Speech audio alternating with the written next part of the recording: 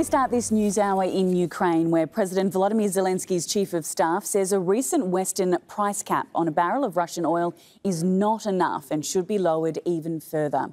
On Friday, the G7, Australia and EU announced a limit of $60 a barrel for Russian oil imported by sea. Ukraine wants that to be brought down to $30 a barrel.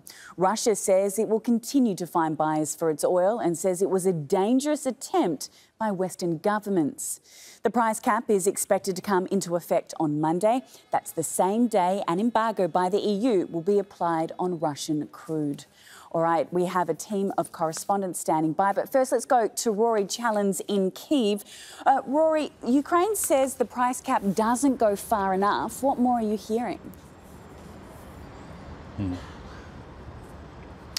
Well, look, Ukraine has been calling since the beginning of the Russian invasion for a complete embargo on all Russia's energy products, whether that be oil or gas, whether that be seaborne or piped. So an oil cap, a price cap on Russian seaborne oil, you can see that from the Ukrainian perspective, it doesn't go far enough. Andriy Yermak, who is President Zelensky's chief of staff, essentially, has said that price cap would have to be $30 a barrel, half the agreed price cap that's been announced, to be able to destroy or degrade Russia's economy faster.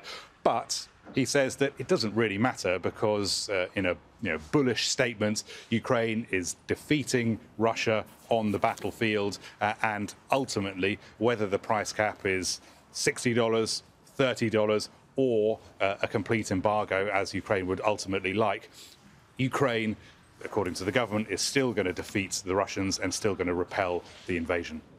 Rory, Kyiv isn't the only one wanting a low cap on oil. What are other Western nations saying and what's needed from them?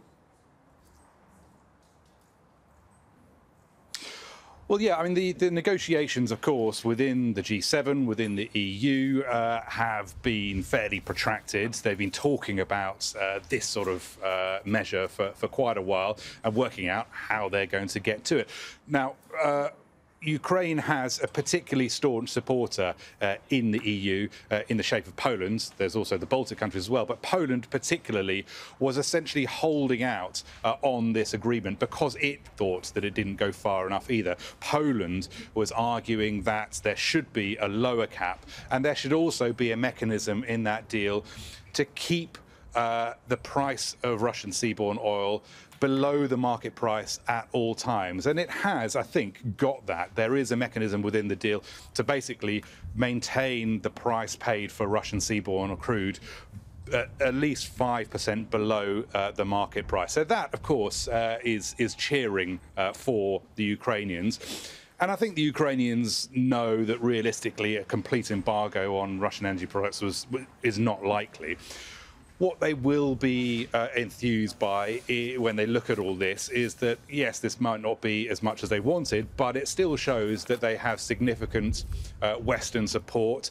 It still shows that even as this war is almost certainly going to be dragging into its second year, and even though there is a significant inflationary pressure that the war has brought to bear on economies around the world, and even though the cost of supplying Ukraine with sophisticated weaponry, all of those are high, the support seems to be unwavering at the moment. It's still there, and that will be a big cheer to the government in Kyiv.